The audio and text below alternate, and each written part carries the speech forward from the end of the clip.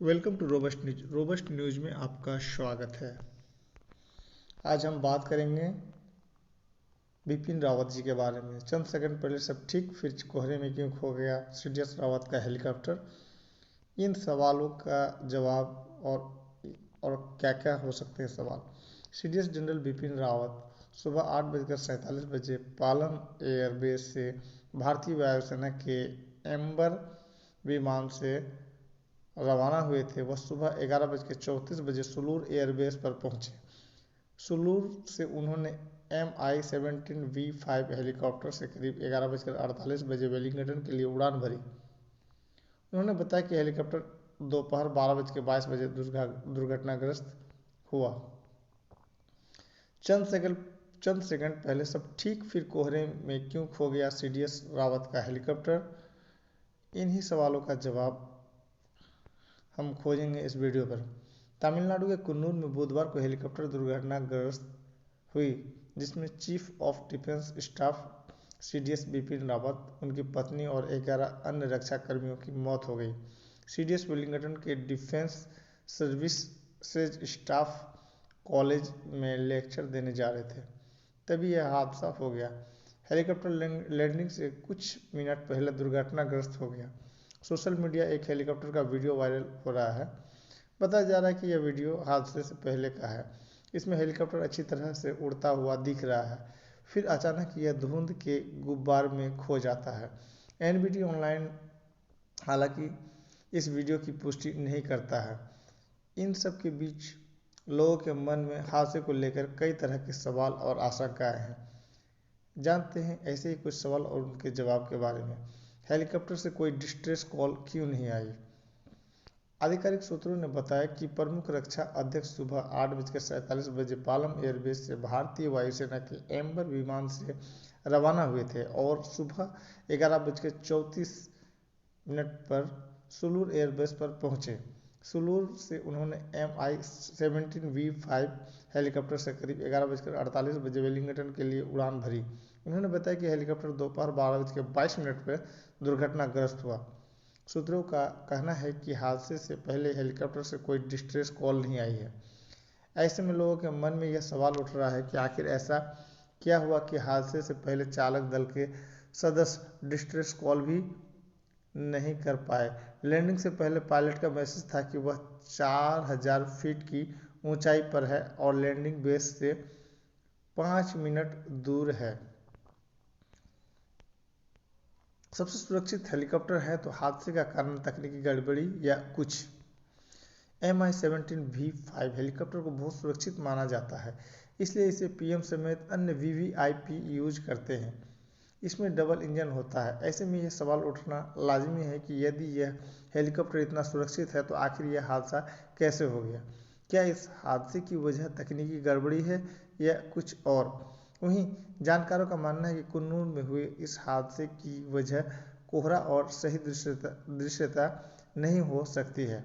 जानकारों का कहना है कि इसमें तकनीकी गड़बड़ी का आशंका बहुत कम है। हालांकि दुर्घटना के जांच के असली कारणों का पता भारतीय वायुसेना की तरफ से की जा रही कोर्ट ऑफ इंक्वायरी के बाद ही आएगा। हेलीकॉप्टर के अवशेषों के आगे की फॉरेंसिक जांच से यह भी पता चल सकता है कि यह दुर्घटना के बाहरी कारण थे।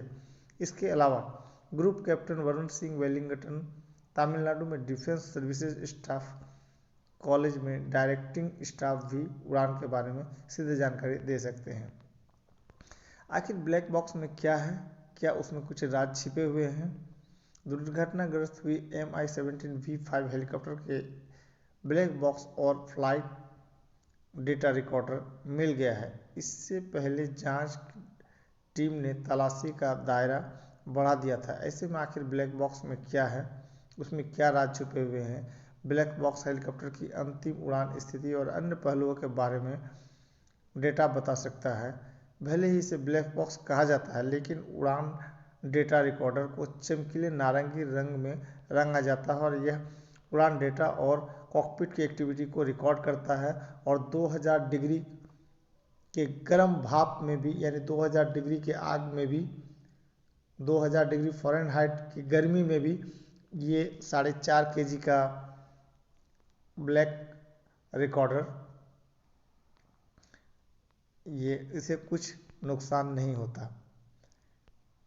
ये वीवीआईपी हेलीकॉप्टर स्वदेशी है या विदेशी? तो ये साफ सुथरी बात है कि ये विदेशी है। Mi-17 वीवीआईपी हेलीकॉप्टर रूस में निर्मित है। इसे दुनिया का सबसे एडवांस हेलीकॉप्टर माना जाता है।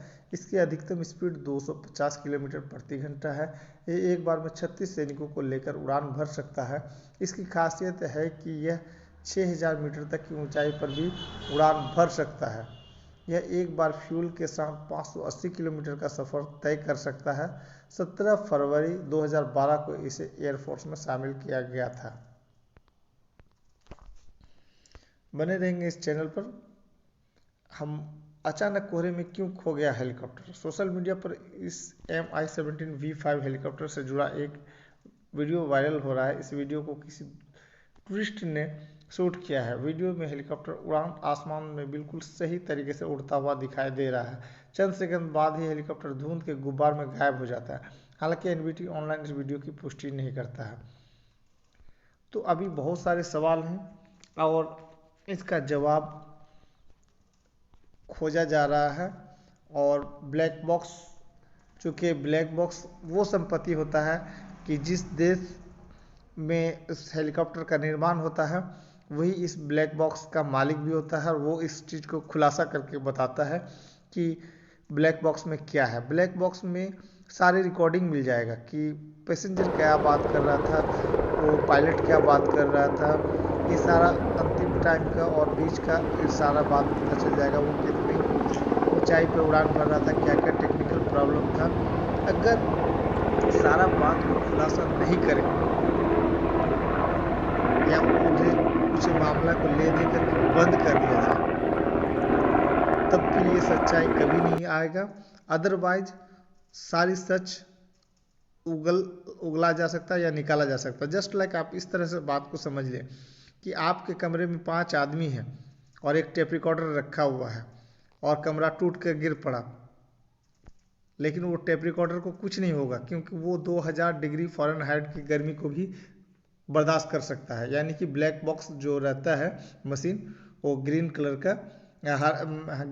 का वो इतना उसमें मतलब ये कैपेसिटी है कि वो 2000 डिग्री फ़ारेनहाइट की गर्मी से भी उसे किसी तरह का खराबी नहीं होता है। वो अपना डेटा को सुरक्षित रखता है। यानी कि जहाज को अगर मान लीजिए कि उसमें टाइम बम सेट करके भी उड़ा दिया गया हो और सब कुछ कर दिया गया हो, तो वो पूरा जहाज को गर्म होने के बावजूद भी उसके सारे सब चीज़ गल जाए, लेकिन डेटा बॉक्स कुछ नहीं होता।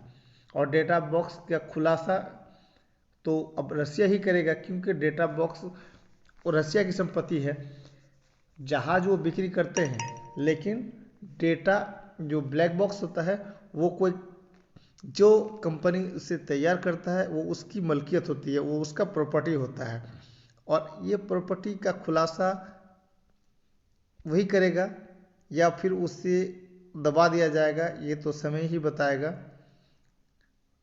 और ये अगर रूस इस ब्लैक बॉक्स का हकीकत को नहीं बताता है तो ये समझा जाएगा कि ये मामले को दबा दिया गया है। अदरवाइज रूस अगर ऐसा करता है, मामले को नहीं दबाता है, तो रूस के लिए फ़ायदेमंद है क्योंकि 200 कंट्री में लगभग उसका ये Mi-17V5 हेलीकॉप्टर बिक्री होता है। अगर इसमें फॉल्ट हो और वो सच्चाई को दबाना चाहे तो उसके जहाज़ की मार्केटिंग दुनिया में ख़राब हो जाएगा, उसके हेलीकॉप्टर की मार्केटिंग ख़राब हो जाएगा। और अगर इस बात को वो सच्चाई को बताए तो फिर ये पकड़ में आएगा कि आखिर इस बिपिन रावत की हेलीकॉप्टर को अपने आप हुआ या प्लान के तहत इसे गिराया गया। तो सवाल अभी बहुत सारे हैं। और देखिए, ऐसा भी कुछ लोग मानते हैं इन्हीं सोशल मीडिया पे कि अमेरिका खुश नहीं था कि इंडिया और रसिया में दोस्ती बढ़ रही थी। S-400 लेने के बाद अमेरिका थोड़ा नाराज चल रहा था और इस नाराजगी को समाप्त करने के लिए ये अमेरिका के द्वारा किया गया काम है और जिसका नतीजा हमारे बिपिन रावत साहब के ऊपर पड़ा।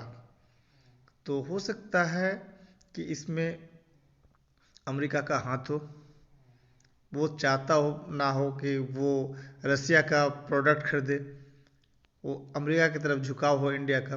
तो इंडिया का झुकाव चूँकि रसिया की तरफ ज़्यादा हो रहा था और इंडिया का झुकाव रसिया की तरफ ज़्यादा हो रहा था, इससे अमेरिका चिढ़ रहा था।